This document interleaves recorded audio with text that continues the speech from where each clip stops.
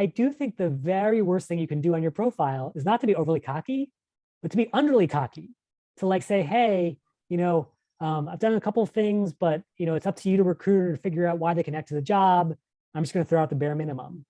Because again, life is too short to miss out on an awesome opportunity because we were too afraid to put ourselves out there. There's something that my grandfather always said, you've got to always toot your own horn because no one's going to toot it for you. And I think that's doubly true on LinkedIn. So please toot your horn, toot it proudly, and make the most of this unique opportunity.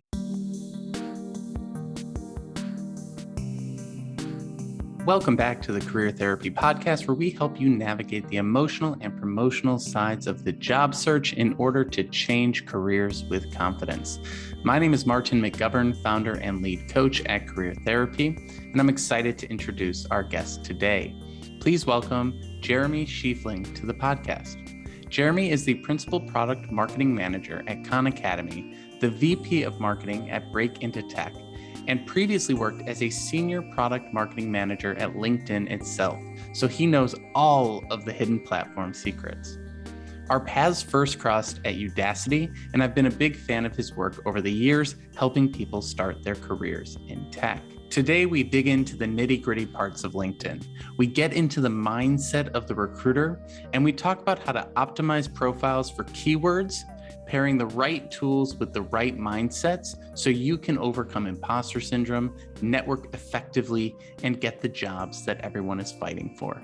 Thank you for tuning into this episode and supporting the show. I hope you enjoy this conversation with Jeremy Schifeling. Today's episode is brought to you by HIRECT.us, a free app that lets hiring teams and candidates instantly chat about incredible job opportunities. If you're a hiring manager, CEO, or recruiter, download the HIRECT app to see a curated list of talented individuals and accelerate your hiring process 10 times faster than traditional ways. And if you're a job seeker, join the platform to start talking to decision makers at startups who are ready to hire.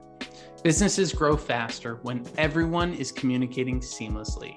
Download HIRECT.us, that's HIRECT.us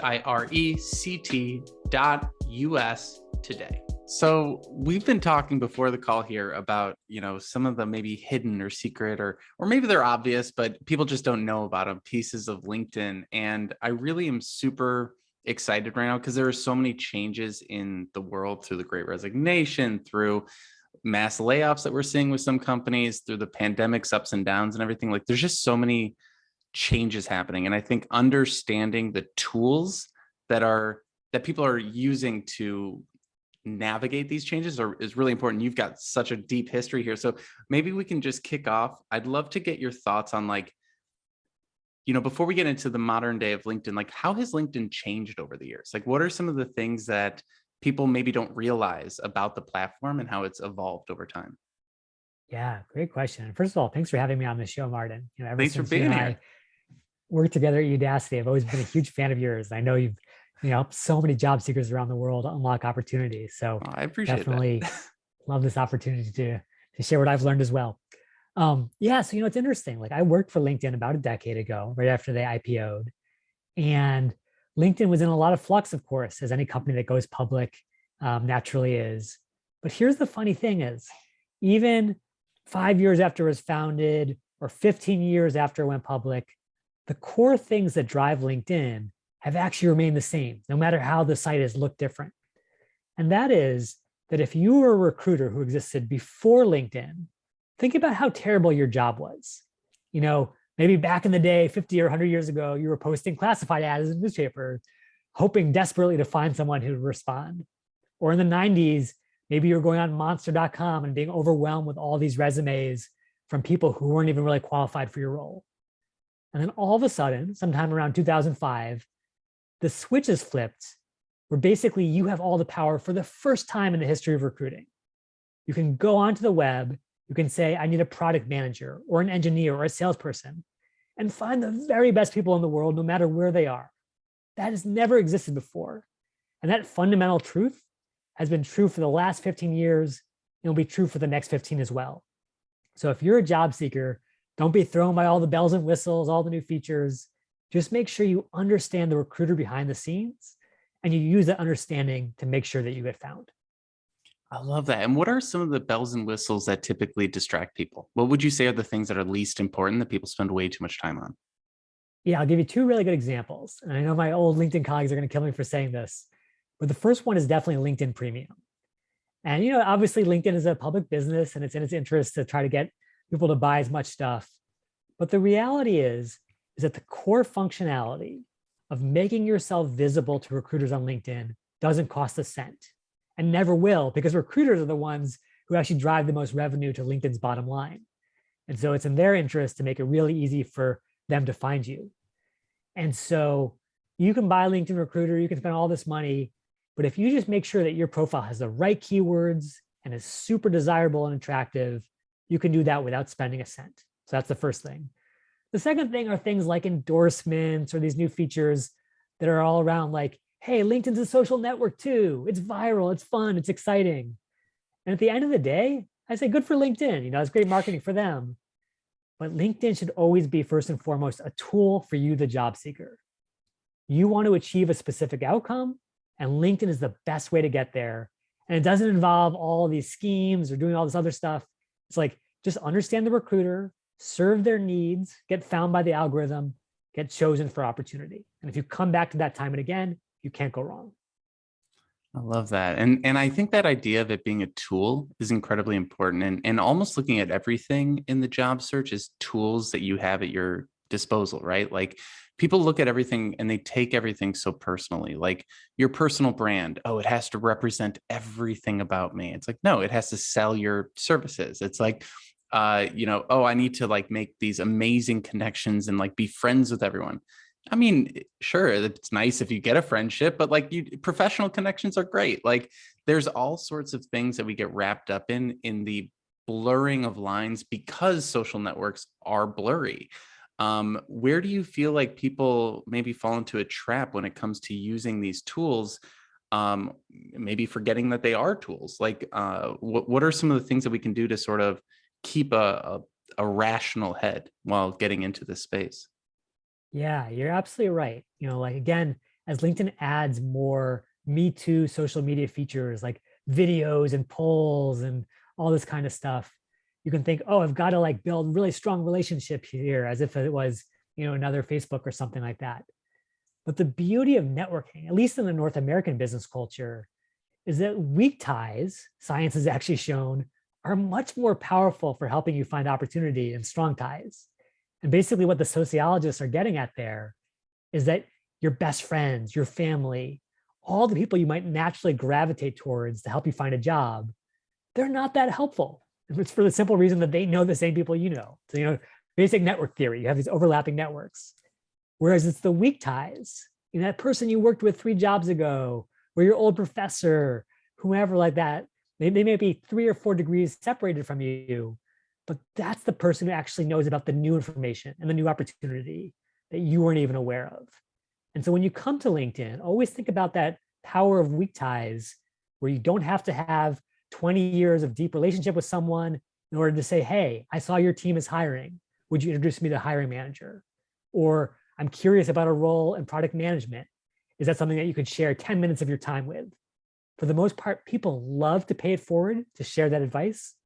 And the number one thing that you can do as a job seeker is just to ask, to put yourself out there, and now you're in the game. It's so true. I actually had someone from high school reach out to me like maybe a year ago. And they were like, hey, I see you're working at this place. You mind putting in a good word for me? And I was like, well, you weren't the nicest person to me in high school, but you weren't the meanest person. So I guess I'll help. People are way more kind than people are more kind to us than we are to ourselves sometimes. Yes. And I think that Yes. we get into in our own way here. And I think part of that is sort of the culture of the job search. There's so much stuff out there like focused on your passion and focused on your meaning and all these different things, and there's a lot of good stuff in there, but there's also a lot of stuff that overwhelms people, right? You're going through this big life transition and people are also trying to like pile on the fact that you have to find like your God-given meaning on the planet as well. It's like, I just want to get paid. One of the things that I hear people complain about with LinkedIn all the time, and this is sort of in the same vein of it being a tool, right, is that we keep adding tools, but we never seem to take away any tools from the job search. So like cover letters made sense when we were sending real letters or faxes because they introduced who you are and what job you're applying to. But now everything is like tied to the actual posting. So why do we need all these things? Is there anything that you've seen that any tools that have fallen off, or maybe people don't need to focus as much on, and they should shift their focus to other things like certain features of LinkedIn? Yeah. And I really do think that LinkedIn is both given and taken away there. Again, it's created all this confusion by adding all these new things in. People assume anything LinkedIn adds, they have to do. Absolutely wrong. Recruiters only care about a few things, and so should you. And so if you put yourself in the recruiter's shoes and you imagine a giant pile of resumes and cover letters that people have spent hours and hours sweating over, but they're totally anonymous strangers, versus one handpicked candidate who your best friend of the company has whispered into your ear, you've got to check out Martin. Martin is amazing. Now, even if Martin has no cover letter and has spent maybe 1 hour on his resume total, who do you think you're going to pick with your scarce time as a recruiter? Are you going to pick the anonymous strangers, or are you going to pick that friend of a friend? And human nature and science shows us time and again, it's all about those relationships. So skip all these steps that ultimately don't add that much value to your search and come back to the one thing that does, which is human connection. If you can build a bridge into a company through someone you know or someone they know, then you've given yourself a much more massive advantage than 100 different cover letters. So we're hitting on that human connection, and we're hitting on the like those loose connections or those weak connections being really important. So how does someone actually go about doing that using the LinkedIn platform, in your opinion? Yeah, absolutely. And the most important thing is recognizing no matter what your background, where you came from, where you went to school, if you didn't go to school at all, you're going to have connections with people on the inside, and LinkedIn's going to illuminate that. To give you an example, let's say you want to get a job at Google, and you're like, I don't know anyone at Google, I don't work in tech, I'm sitting here in Atlanta, and I've never even been to California.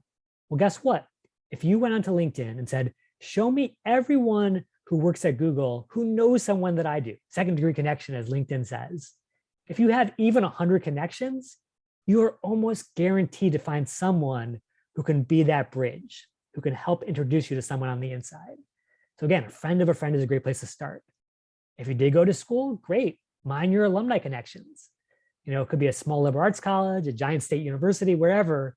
You're probably going to find some Googlers who also attended that same school. Even if all you've done is volunteer at this point, no paid work experience whatsoever, I promise you, having done this search recently, if you go to the Google company directory on LinkedIn and say, show me all the Googlers who volunteer at Habitat for Humanity, just like I do, you're going to find hundreds of them. And you can reach out based on that shared interest, that shared passion, because it says so much about your values. So bottom line is, there's always going to be some way in. It's just up to you to strike up that conversation. Yeah, and it is funny because anytime I show someone LinkedIn, the first thing they do is click on the jobs listings, right? All the different filters, right? They go straight to jobs, and I'm like, most companies don't even have their jobs listed there, and you're just missing out on this huge, expansive. Like once you actually shift away from that jobs piece of the site and you go to the people part of the site. And they actually made it harder to find in recent years. But what I tell people to do is click on the search bar and just hit enter, and it'll take you to that like filter page, and then click the people piece. Hard to explain in words, but when you get to that people piece, right? Like there's 700 million or something like that contacts, and then you've got to like put in your specific filters to narrow that down to meet people. But one of the things that I find that people struggle with is like just the overwhelming number of people and the overwhelming number of like, oh my gosh, how am I going to reach out to all these people? Because like literally, if you just take that 700 million and you don't filter at all, you just go down. Do you need help? Do you need help? Do you need help? You like do a brute force. You could probably find a job, but most people aren't going to do that. So like, you got to get that message out. You got to get them to respond to it. People's inboxes are filled with a bunch of spam in their LinkedIn now. With mine is getting worse and worse, right? So like, how do you actually break through and get someone to see your message and then also respond to your message and then engage with you? It seems like, some people are too scared to even go to that search page, let alone take those next steps? What are some things that can lower that barrier to action? Yeah. Yeah. So I'm a professional marketer by day. And I think that a lot of times we as job seekers do a lousy job of marketing our number one resource or product, which is our talent, right? Like as a job seeker, you are marketing you. And so just like a great marketer knows their audience, knows how to talk to their audience, that's what you want to do on LinkedIn. So first of all, you want to find people who have things in common with you in all the ways we talked about. You know, people who maybe majored in the same thing you majored in or went to the same school, which you can do by looking up your university. Once you have these people with these bonds, then you don't reach out with sort of a me focused approach like so many students and recent grads do. Like, hey, you went to XYZ school, same as me, give me a job. You know, even the most diehard alum is not going to respond to that message. Instead, you put yourself in their shoes. You say like, hey, if I'm an alum, I'm 5, 10, 15 years out of school. The one thing I want more from a recent grad is not give me a job, but give me a sense of connection, a sense of sort of passing it forward to the next generation, the same way I was helped when I was walking out of our alma mater. And so if you can reach out and say, hey, you know, Martin, I noticed that you and I had studied the same thing at the same school. I'm so curious about your career and I would love to learn from your expertise. I know you must be incredibly busy, but even 10 minutes could really shape my career path. Now, only the most sort of Grinch-like alumni are not going to respond to that because it's all about them. It's all about sort of honoring their expertise and giving them a microphone to share what they've learned. So again, find people with things in common and then reach out based on those commonalities, giving them a chance to really play up what they've learned along the way. Yeah, and this really brings us into some of the psychology of it, right? Because we had talked previously, and one of the things that kind of came up in our conversation was this idea that job seekers typically don't understand their worth, right? They want a paycheck and they want a job, but they don't understand that a company only gives you a job if they're going to have an ROI that's higher than what they pay you, right? So we don't, like, I'll ask someone like, why would a company hire a web developer? And they're like, because they have it listed. And I'm like, that's there's an ROI there. So like, but this also creates a sense of like, woe is me, where people think employers are these like gods on mountains who have all the power. How can we shift that mindset? Like, what would you say to someone who is in that sort of woe is me? They have all the power. I can't catch a break. And, you know, really not understanding the worth that you bring to the table. What would you say to someone in that space? Yeah. And I totally get it. You know, imposter syndrome is real. There's definitely this power imbalance between big organizations and individual job seekers. But I think especially right now in this great resignation moment, the tables have really flipped. And all you have to do is put yourself in the shoes of a hiring manager, you know, a boss at any organization in the world, and imagine what's happening. That boss has people leaving their team on a weekly or monthly basis. They're trying to replace them, but people are not returning their phone calls. They're not developing any new candidates. And that's just creating more and more work and stress for them and their remaining teammates. So they have this massive pain point. And then all of a sudden, you, as a savvy job seeker, comes in kind of like an aspirin or Tylenol for that pain, right? They have way too much to get done. They are not enjoying life, not enjoying their job anymore. And you're like, hey, I can take some of that pain off your plate and give you the life that you want. If you can make that case to any employer in the world, the job is yours. And again, it's not just resumes and cover letters, something more fundamental. It's empathy, right? What does it feel like to be the other person on the other side of the screen, not just the great wizard behind the curtain, but another actual human being who has their own problems that you are uniquely set up to solve. Yeah, it kind of brings up that old adage, right? Like, don't show up with a problem, show up with a solution. And a lot of people show up to interviews going, I have a problem of being unemployed. I have a problem of not having a mentor. I have a problem of not having enough money. Can you solve those problems for me and hire me, right? And it really does sort of it once you shift to that I'm here to help mindset, and everything you say is like, oh, yeah, no, I mean, I, of course, am going to get paid and get mentorship and get those things from this role, hopefully. Well, definitely pay at least. And, and then it's like, now we got to shift to problem solving. And it's so funny when I talk to people, right? The question always comes up in an interview, what are your strengths and weaknesses? And everyone always says, my strength is problem solving and my weakness is procrastination. And I go, problem solving. Okay. Do you realize that the definition of a job is solving problems? So like, that's not an answer, because Like Right. I always make the joke, like, well, I know someone who needs their dog walked. Would you like to do that? Because that's a problem that needs to be solved.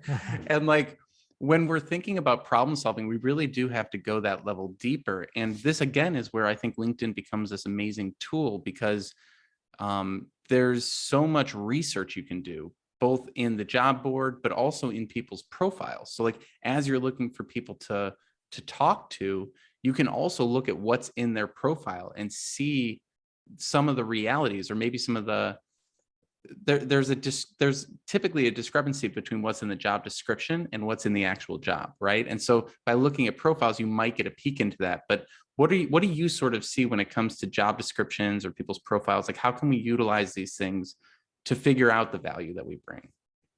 Yeah, it's so funny because as someone who used to be a recruiter and who's been a hiring manager, like I know that these job descriptions can often seem so overwhelming to candidates. 100 bullet points and all this jargon. It's like, what do they really want? But if you again double click through all the sort of like jargon, there is a cry for help behind every one of those bullets. A team and a hiring manager with too much to do and too little talent to get it done. And so your job is to reverse engineer all those bullets and say, what does that really mean? Do they need someone who's really great at putting out fires because they operate in a high stress environment? Do they need someone who's an incredibly gifted bridge builder because it's all about establishing relationships internally or externally? And then once you understand their pain, that's what you can feed back to them in terms of your strengths in your resume, in your cover letter, in your outreach on LinkedIn, and yes, even in your interviews. So you're really speaking their language. And then at the end of the day, when the hiring committee sits down to say, hey, who's really going to fill this seat the best way? The person who's speaking the language already, who's already helping me imagine them doing the job, versus the person who's just hypothetically qualified, they get the job every time. I really like that. I like how you said there's a cry for help behind every bullet. I always describe companies as just a bunch of people running around with their hair on fire, like not knowing what to do.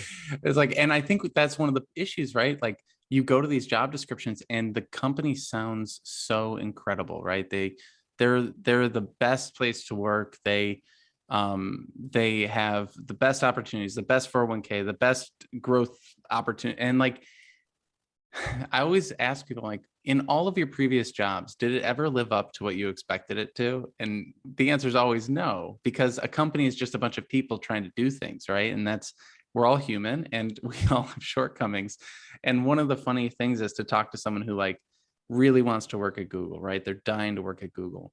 And then they're like, my career will never go anywhere if I don't work at Google. And then the next call I have is someone who's like, I got to get out of Google. I can't stand working at Google, right? What are some red flags that we can look out for in these job descriptions or in these company? Because it's also a marketing document, right? A job description is trying to sell you on the company, right? What are some of the red flags to look out for? Yeah, so I do think you could probably look at the job description first. If there really are 100 bullet points, that might send you towards the hills because it's a lack of prioritization and a lack of reality in terms of they want this dream unicorn candidate. No one will ever satisfy them. That being said, I do believe that everything does come back to relationships in the end. And so no matter how poorly written the job description is, a great boss is going to be worth their weight in gold.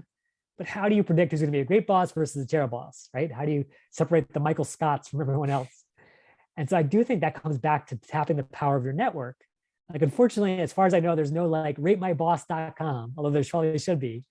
And so in lieu of that, what I've always done, and this has actually been really eye-opening, is I've tried to find people who've reported or worked with that person in the past. So for example, if there was a job at Google that you were considering, I would want to find other people who maybe have left Google, but used to be on that team. And so they have a little bit more sort of independence to share their true thoughts.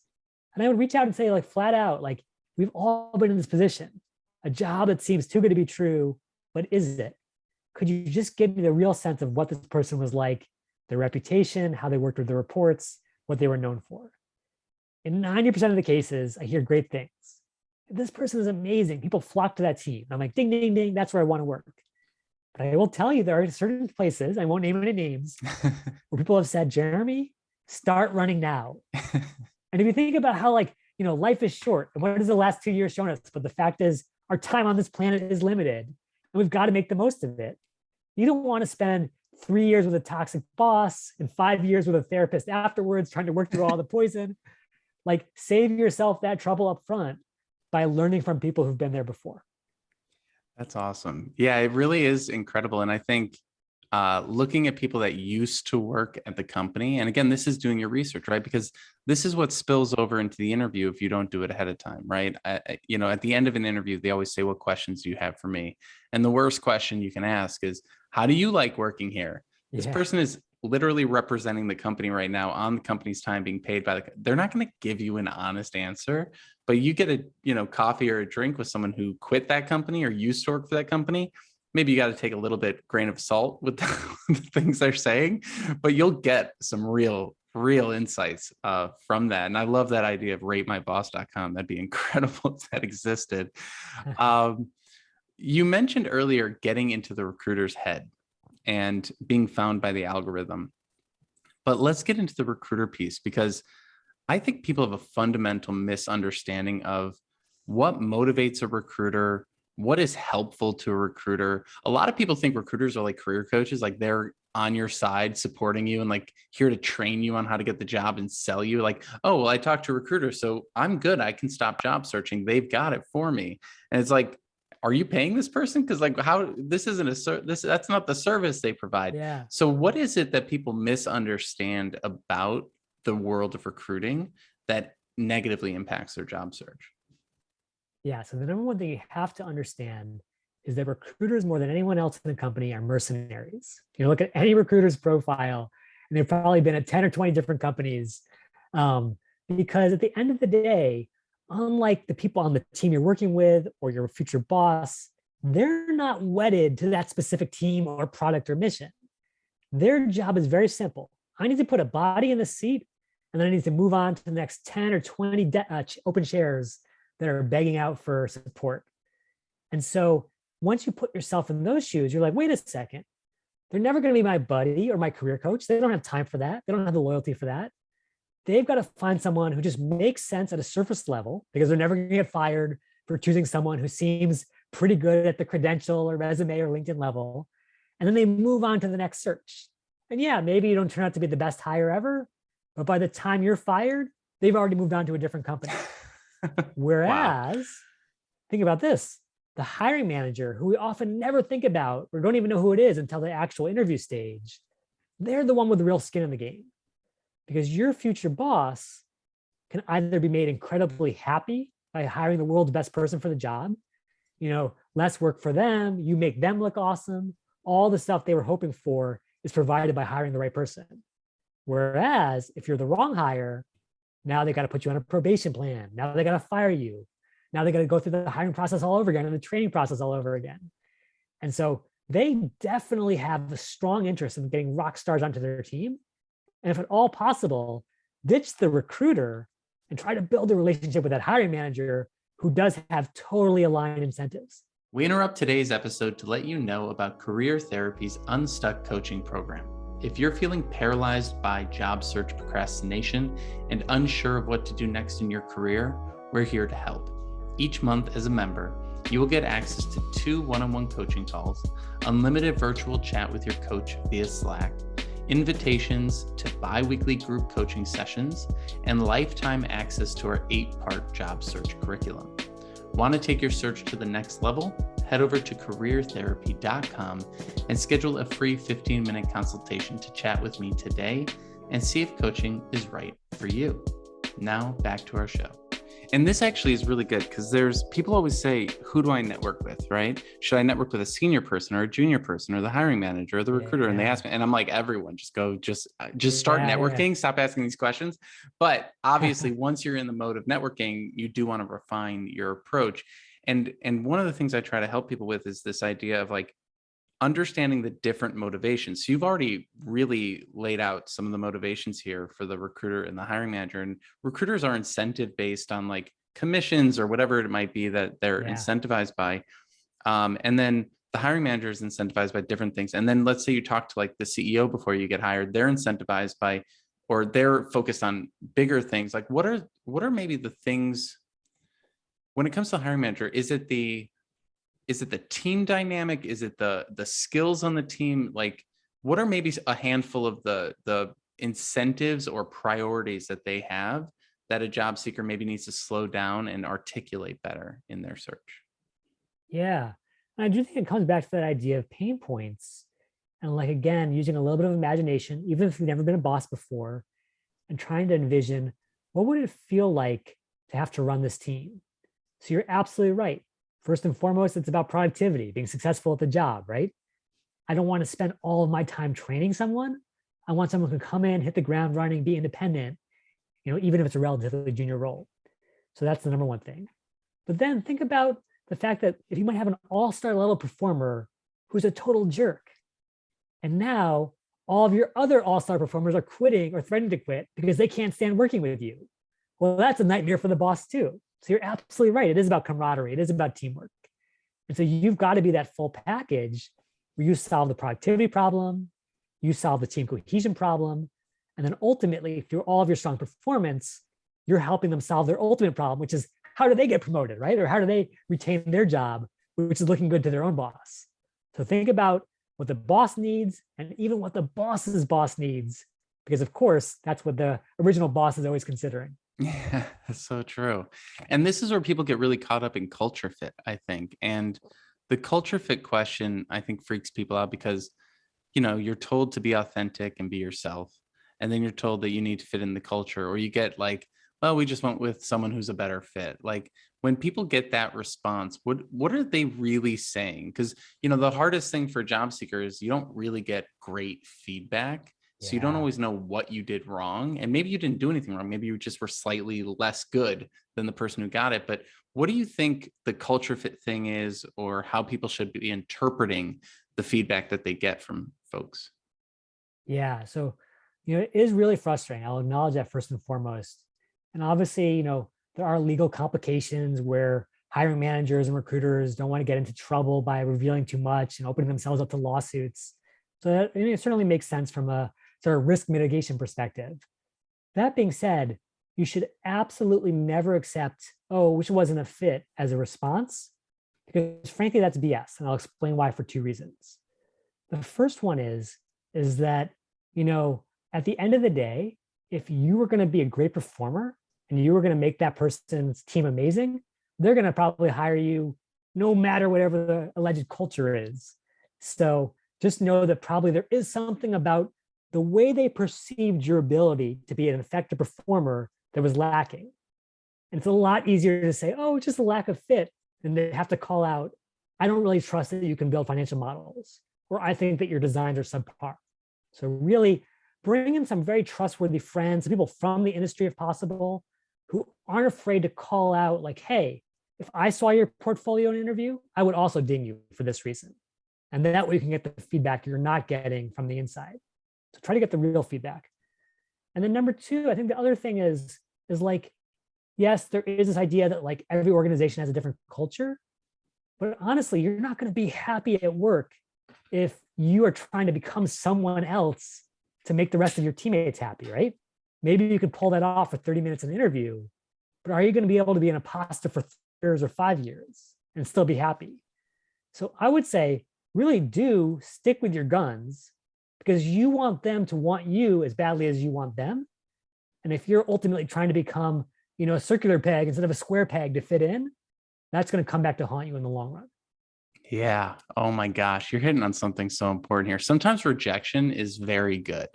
Like Yes. there have been Yes. jobs that I've gotten because I'm good at getting jobs, obviously, because I teach this stuff. Yeah. I Yeah. wasn't always. I used to be the worst at getting jobs, but I've changed my tune. But I remember I got this one job once where at the end of my presentation that I had to give, the creative director was like, "Are you sure you want to be on the account team? Because that was really creative. Don't you want to be on the creative team?" And I was like, "Are there any jobs on the creative team?" And he's like, "No." And I go, "Then I guess I'll Ha. do account."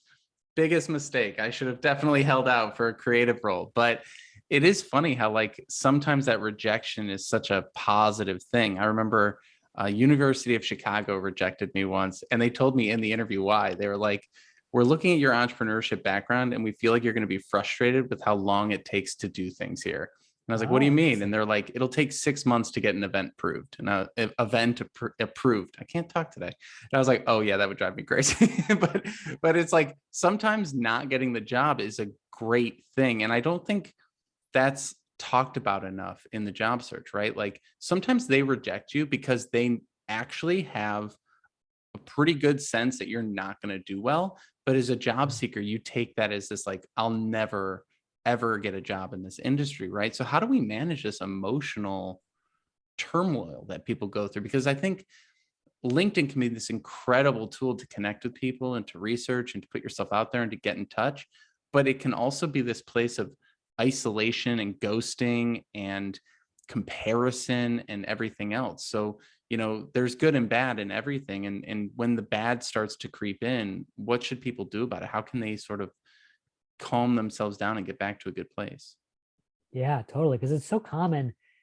Every job seeker goes through that sort of trough of despair where it's like they came in excited, they built their shiny new resume, they wrote the cover letter, and then all of a sudden they hit this absolute speed bump that's completely like throwing them off course. But I think the number one thing you can do is you can shift the balance of power so that ultimately the power dynamics work towards your favor and lift you up as opposed to pushing you down. Here's what I mean. If you're the company, you automatically start out in a good place. There's one job and there's 100 or 500 or 1,000 candidates. So you as the recruiter or the hiring manager feel pretty darn good about yourself because everyone wants to work for you and you get to call the shots. The problem is that for a job seeker, we often have like this one company we've put on a pedestal, and it might not even be a good fit for all the reasons you mentioned, Martin. But yet we're so stuck on that company that we don't apply for other jobs. And if the company rejects us, we just feel heartbroken for weeks. And then our job search basically stalls out and we're stuck doing something that we don't love. Versus if you become like the company where you are putting multiple irons into the fire, actually getting lots of interviews over time, because it's just mathematical, right? You apply 10 jobs a day, 5 days a week, all of a sudden you've got, several hundred opportunities out there with many of them turning into interviews. And now think about how it's going to feel when a company says, hey, we'll get back to you in a couple of weeks. And you're like, that's great, but I have 3 final rounds tomorrow. So if you want to hire me, you're going to have to let me know a little sooner. And obviously you're going to say that in a nice, tactful way. But the amazing sort of flip that does in your brain, where all of a sudden, instead of feeling the sense of scarcity and loneliness, like you mentioned, you feel a sense of bounty and surplus, where you are the desirable commodity and everyone is chasing after you. That's a much better place to be in from a headspace perspective. Yeah, and you and I in a previous conversation we had, we talked about that a little bit of like personal branding or freelance brands that you could create for yourself. Like you can actually go create your own company page and like put it on your profile, and that's like your catch-all for any projects you do or education you do. And people have varying levels of comfort with that, right? Like designers are much more comfortable with that than maybe some accountant or something like that. And we had someone on this podcast. We had to remove the episodes due to the anonymous nature of the person. But he has a website called Overemployed, where he actually encourages people to work 2 jobs at the same time in Oh, I've order heard to about like, this. yeah, in order to be able to like, in order to be able to like truly just be like, I'm not going to that meeting, or like kind of have that F you money attitude in a world where scarcity is typically the mindset. And it is, obviously people have varying levels of comfort with all these different strategies, but there is something to be said about like building up your sense of self and your ability to market yourself and your ability to put yourself out there. Right. And kind of what you're saying here of not putting companies on pedestals. There was this one article that some CEO put out years ago that totally got ripped apart and critiqued, but he was basically comparing a job to a marriage. And he's like, when you work for my company, you're married to my company. When you work for me, you shouldn't even be looking at any other places to work. And I think that's extreme, but a lot of companies sort of have that perspective of like, if we find out that you're looking for another job, we're going to fire you right away. Like people are terrified to update their LinkedIn because they're worried their boss is going to see that like, oh no, I updated my experience. So they're going to know that I'm going to start looking for a job in the next 6 months. Then I'm going to get fired. And sometimes that's in our heads. Sometimes that's actually real, but like I was talking to someone this morning about privacy filters. They don't want people to know that they're looking at their pages or anything like that. Like, Yeah. where do you feel like privacy concerns are overblown, and where do you feel like they're totally realistic and we should be taking them into account? Yeah. And obviously, like, we're saying this against the backdrop of social media in 2022, and nothing is truly private, nothing is truly safe. So obviously, do whatever comfortable for you. I would never say go against your personal ethics. That being said, I will go back to something you said at the very beginning, Martin, which is we all spend so much more time thinking about ourselves than anyone else does, right? Like, yes, you may check out your LinkedIn profile 100 times a day, but I promise you, even the most paranoid boss is not. And there are ways on LinkedIn to sort of send out a signal to recruiters at other companies you're interested. Your own recruiters and your own boss will never be able to see that. So you do have a little peace of mind that way. That being said, let's be realistic. We are in the middle of the biggest sort of turnover in jobs and talent that our country has ever seen, period.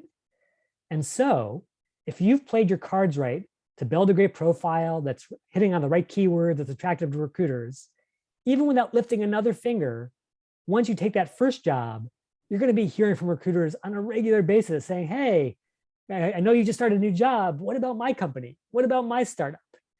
And hopefully that gives you that same sense of empowerment, even after the job search has ended, where you're still a free agent, even though you're employed. So if you're loving what you're doing and your boss is awesome and you're doing the best work of your career, by all means, full steam ahead. But if you're mistreated, if it's not the experience you expected, you have a million escape hatches and they're coming to you every single day. And don't you ever forget that. And so let's get into the tactics there. How do you optimize your profile for recruiters? Like, what should they adjust or focus on? Yeah, I'm glad you asked this question because this is sort of the brass tacks. So the first thing is, if you can imagine the special recruiter version of LinkedIn, they pay about $10,000 per year per seat for, which is LinkedIn's biggest moneymaker. They're going to come in there and say, hey, with 700 million profiles, I got to cut to the chase right away. And by the way, that chase is not where did you go to school or where did you grow up or whatever. It's can you do the specific job that I'm looking to fill? Again, I'm a mercenary. So if I'm hiring a product manager, I type in product manager. If I'm hiring a designer, I type in designer. And that tells you right away that the most important keyword is always a job title. Not the one you have today, but the one you want next. And then, because there's going to be so much text and so many candidates, LinkedIn starts to filter and triage and say, hey, let's find people who not only have this on their profile, but specifically have it in their headline. And the reason for that is that the rest of the profile has these huge character limits, like 4,000 characters for your experience section. So you can easily stuff it full of keywords. Whereas your headline is limited to just 160 characters.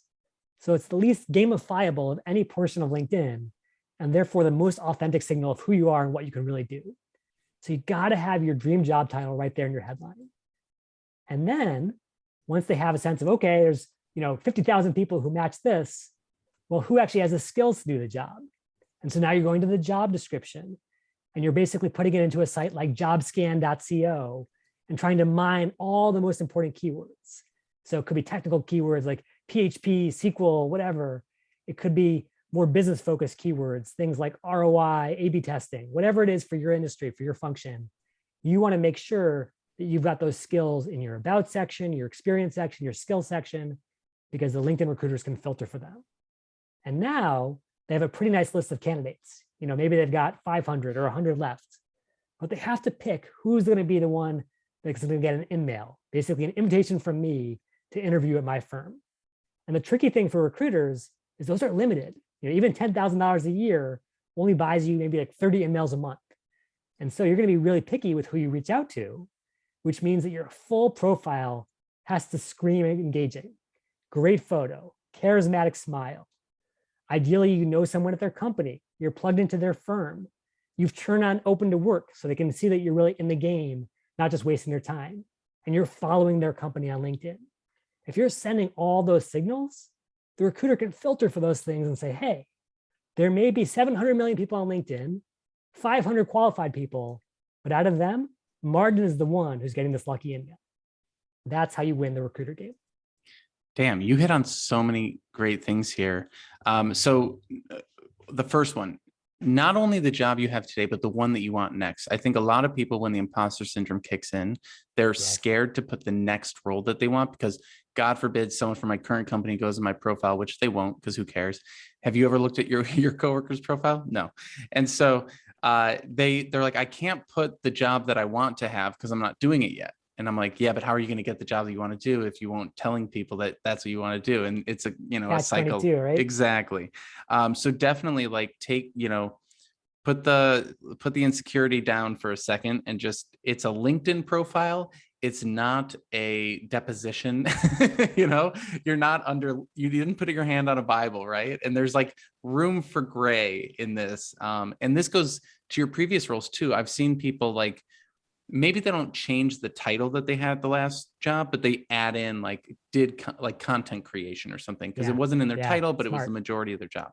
So getting those keywords in there, in the headline specifically, following the company. I don't think a lot of people think about following company pages, hugely important. And then you mentioned the open to work kind of insignia thing.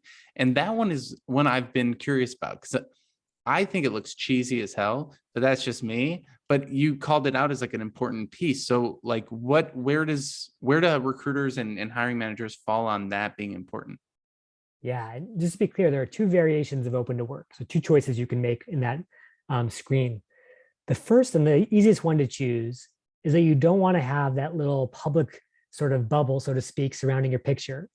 Instead, you want to send an under the radar signal just to recruiters, and specifically only recruiters who don't work at your current company. So you don't have the HR team ratting you out. And you can do that really easily. And then the recruiter on their side just says, hey, only show me people who are open to work. And voila, all the wannabes are filtered away and all the serious folks are filtered in. So I think that's what everyone should be turning on as default.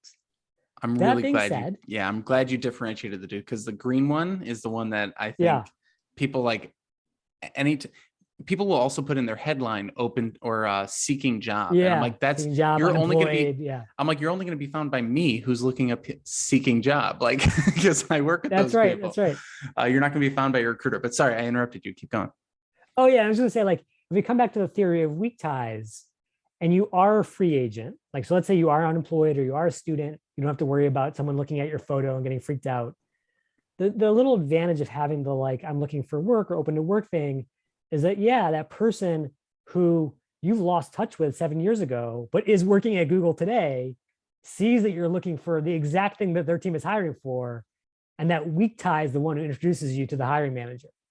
And Google and LinkedIn has shown that people who have the little green circle on, I think are 2 times more likely to find work within 30 days. Oh, wow. It's probably a little bit of a confounded variable because probably they're more, aggressively looking for work and all of that. But there probably is something to be said for empowering your broader network to support you as opposed to doing it on your lonesome. Yeah. And I know ATS is typically for resumes and things like that, but are there any ATS considerations or is the breakdown you just gave covering all those points as well for the applicant tracking systems? So the beautiful thing is the ATS or the applicant tracking system, as your audience likely knows, is basically the same exact technology as LinkedIn's own recruiter tool, which is it's parsing millions and billions of keywords to try to figure out who matches the job description. And so if you take a resume that's already really optimized and just flat out stick all those keywords and all those great bullets onto your LinkedIn, you're going to get the same great results. Because ultimately, if you've nailed the skills and the job titles and all the stuff that the ATS is looking for, that's what LinkedIn's algorithm wants as well. Awesome. And then kind of a divergent topic here because it does come up quite often. But when it comes to ageism, a lot of people get worried about LinkedIn, not just because it's, a social media tool, but because photos are involved, and things like that. People always say like, don't put your photo on your resume because that can lead to discrimination, but also have a LinkedIn and a personal website and an online brand. It's like, well, wait a second, like these things conflict with each other. So what about ageism in the job hunt is real and what is more like perceived? I sometimes I feel like people get in their own way with the ageism question, like people who I would never imagine would be discriminated against or like really, really worried about it. But there is truth behind it too. So have you sort of seen anything in regards to LinkedIn in that sort of kind of worry that exists, and what should people actually be concerned about, or how can they mitigate it? Yeah, no, it's for real. Like, and obviously it varies by industry and company and person. But like as another example, there was an academic study done several years ago where African American women were less likely to be picked. And again, it was all because of that profile photo. So we know the photo is important. We know that if you have a photo, you're 10 times more likely to be selected by a recruiter. But all those unfortunate human biases are still present depending on the person. So that being said, how do you figure out how to sort of navigate that? I think the first thing is you got to do your research. So figure out the companies and industries you're excited about. If you go to their directories and you see only 25-year-olds, that's probably a warning sign. And again, there is this question of like, even if you could get the job, would you want that job if that's their culture? Then if you decide, hey, I still want to go for it, I want to break through this thing no matter what, because this is my dream, then you figure out how do you sort of play against those biases. And there's all sorts of ways to do it. You know, like there's nothing that says on LinkedIn, you have to have your graduation date from college, or you have to have every single job you've had dating back to the 1970s. LinkedIn, just like your resume, is your story. And because it's your narrative, you get to edit the way you want and tell the things that you want to focus on. So make sure that you focus on your most recent accomplishments, the things that are most tied to the job, and don't get caught up in letting all this other baggage hold you back. And ultimately, if you own your story, you give yourself the best odds. I love that. Yeah, it kind of brings me to this idea that I've been telling people a lot lately, which is treat companies and talk to companies the way they treat you.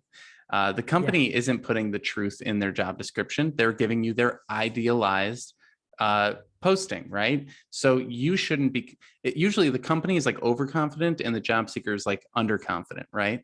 And I'm just trying to get us to match their energy, right? And so, they're not going to tell you that this job is open because the last person burnt out because we gave them 3 people's jobs after we did layoffs. Like they're going to go, this is a great place to grow and be mentored, like, right? So you shouldn't show up and be like, I'll see people put on their profile, like, aspiring cybersecurity analyst. And I'm like, you're not aspiring, you either are or you aren't, right? Yeah. And like, we don't need these, negative clarifiers that maybe make us feel good because we don't feel good, but it just really shoots us in the foot, right?